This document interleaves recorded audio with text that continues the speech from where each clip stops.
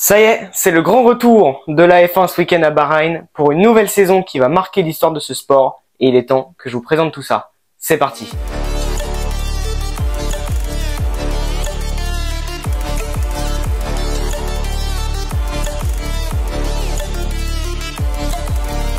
La saison 2023 de Formule 1 va comporter 23 Grands Prix à son calendrier, une grande première pour l'histoire de la F1. Pas trop de changements par rapport aux autres années sur les Grands Prix, malgré l'absence du Grand Prix de France.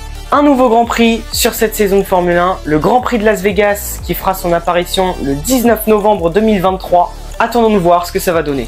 Un Grand Prix fait son retour, le Grand Prix du Qatar qui avait accueilli l'épreuve pour le Grand Prix du Qatar 2021. Ce sera d'ailleurs l'un des 6 week-ends sprint de l'année. Maintenant qu'on a vu le calendrier, il est temps de passer aux équipes.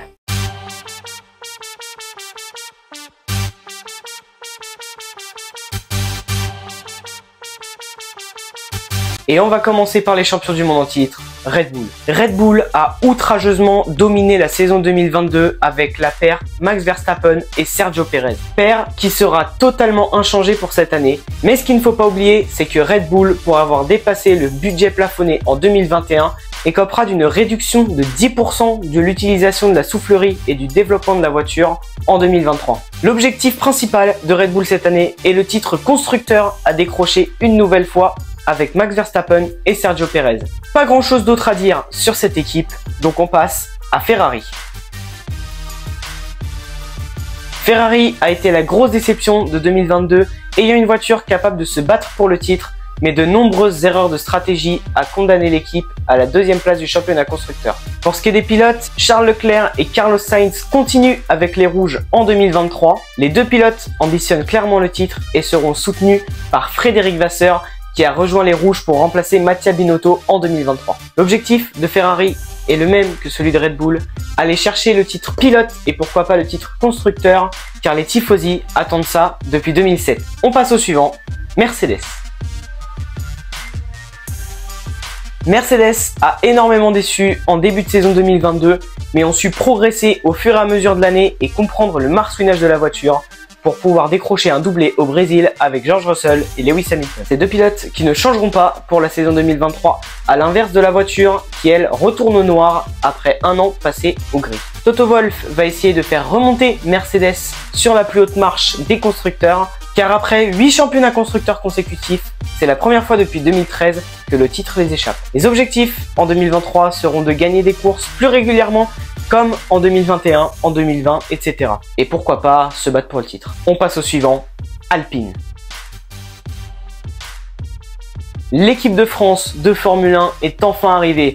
2 pilotes français dans une équipe française, ça fait rêver. Les deux Normands, Esteban Ocon et Pierre Gasly, vont être coéquipiers dans une équipe française et vont viser tous les deux les podiums. L'Alpine en 2022 était très rapide, mais a eu énormément de problèmes de fiabilité, notamment avec la voiture de Fernando Alonso. Et après avoir perdu Oscar Piastri pendant l'été, Otmar Szafnauer a décidé de recruter Pierre Gasly. Alpine vise donc les sommets en 2023 et on passe au suivant, McLaren. Malheureusement, McLaren en 2022 luttait avec un seul pilote, Lando Norris. En effet, Daniel Ricciardo était complètement à l'agonie l'année dernière, il ne comprenait pas la voiture et il avait énormément de mal. C'est pour ça que McLaren a recruté Oscar Piastri, le champion de Formule Renault 2019, de Formule 3 2020 et de Formule 2 2021, pilotera pour McLaren cette année après avoir passé un an en tant que pilote de réserve alpine. Il sera le coéquipier de Lando Norris cette saison. McLaren a misé sur un duo de pilotes très jeune pour cette saison 2023, mais le gros point faible de l'équipe, c'est la voiture. En effet, McLaren a énormément déçu pendant les tests de pré-saison la semaine dernière, et même si je sais que ce sont que des essais hivernaux, quand une équipe est en difficulté, ça présage rien de bon. En 2023, l'équipe va tenter de se battre avec Alpine pour la 4e place des championnats constructeurs, mais il faudra se méfier d'une voiture à la couleur verte et d'un taureau espagnol qui semble avoir très faim. En effet, je parle bien d'Aston Martin. En effet, la plus grosse surprise de ces essais hivernaux fut Aston Martin entre les mains de Fernando Alonso et Felipe Drugovich. Felipe Drugovich qui a remplacé Lance Stroll blessé à la main pendant les essais hivernaux, et la nouvelle vient de se confirmer, Lance Stroll sera bien présent à Bahreïn. Une paire de pilotes explosive dans tous les sens du terme, entre un Espagnol de 41 ans, le pilote le plus expérimenté de l'histoire de la F1, qui cherche à renouer avec les podiums et avec la victoire, et d'un stagnant Lance Stroll, dont le père est propriétaire de l'équipe. Lawrence Stroll et Mike Krack vont tenter de tirer Aston Martin vers le haut. En effet, l'équipe vient de construire une énorme usine pour le développement de la voiture. Voyons voir ce que ça va donner en 2023. Est-ce que Aston Martin pourra jouer les podiums? Dites-moi tout ça dans les commentaires. On passe au suivant, Alfa Romeo.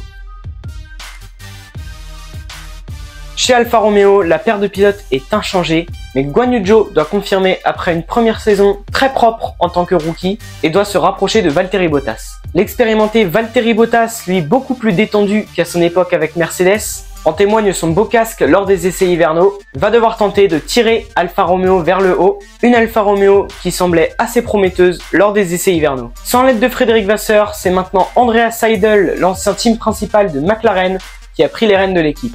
Et avec lui, Alfa Romeo va tenter de redresser la barre en 2023.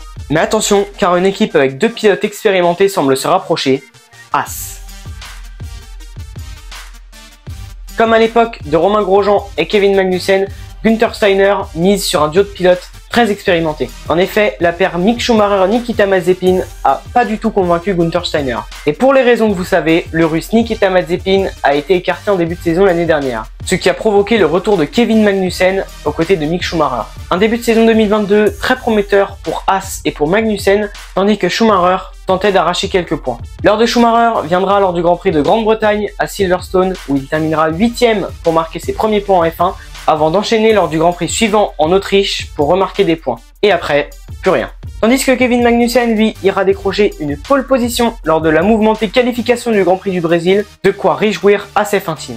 Et quelques jours après le Grand Prix du Brésil, Nico Hülkenberg sera confirmé aux côtés de Kevin Magnussen. Ah, l'éternel revenant Nico Hülkenberg. Lui qui avait été écarté par Renault en 2019, avant de faire 3 courses en tant que pilote de réserve pour Racing Point en 2020, et d'en faire 2 en remplaçant Sébastien Vettel l'année dernière dans l'Aston Martin. Avec leur nouveau sponsor titre MoneyGram qui va leur apporter beaucoup d'argent, l'équipe espère marquer des points plus régulièrement et doit tenter de ne pas se faire rattraper par les deux équipes de derrière, dont une, AlphaTauri. Chez AlphaTauri, Pierre Gasly est parti, ce qui laisse une place à Nyck de Vries qui a fait une pige lors du Grand Prix d'Italie 2022 avec la Williams. Il sera aux côtés de Yuki Tsunoda pour tenter de redresser l'équipe. En effet, après une saison 2022 catastrophique, l'équipe doit remonter la pente avec son duo de pilotes et Yuki Tsunoda doit montrer qui il est car il entame sa 3e saison avec l'équipe et doit prouver qu'il sait mener une équipe et dominer un coéquipier. La tâche va pas être facile, mais moi je crois en lui. Ce qu'il faut savoir, c'est que l'équipe a des problèmes financiers et si la saison n'est pas à la hauteur des attentes, je pense qu'Helmut Marko sera capable de revendre l'équipe. Le plus gros objectif en 2023 sera de battre Williams. L'écurie Williams n'est plus dirigée par la famille Williams depuis 1 an et demi maintenant, et elle se voit de nouveau changer de team principal. En effet, Jost Capito est remplacé par James Vowles au rang de team principal et l'équipe doit remonter la pente de 2022. Même si sur le papier, la saison 2022 était assez décevante, intérieurement, c'était plutôt une bonne saison. Quelques entrées dans les points avec Alex Albon, Nicolas Latifi et Nyck de Vries qui a fait un Grand Prix, mais cette année, Williams a fait un gros coup marketing. Et pourquoi ils ont fait un coup marketing? Eh bien tout simplement car ils ont recruté Logan Sargent. Mais pourquoi Logan Sargent est un coup marketing? Eh bien tout simplement parce qu'il est américain. En effet, la F1 se popularise de plus en plus aux États-Unis avec 3 grands prix présents au calendrier. L'objectif de Williams cette année sera donc de marquer des points assez régulièrement avec son duo de pilotes assez prometteur. Et vous, qu'est-ce qui vous chauffe pour cette saison 2023? Et voilà les amis, cette vidéo est terminée, j'espère que ça vous aura plu. Si c'est le cas, n'hésitez pas à la liker, à la partager et surtout à vous abonner, c'est le meilleur moyen de me soutenir. Dites-moi ce qui vous chauffe le plus dans les commentaires de cette vidéo. Et quant à moi, je vous laisse et je vous retrouve très vite pour une prochaine vidéo. Ciao, bye bye.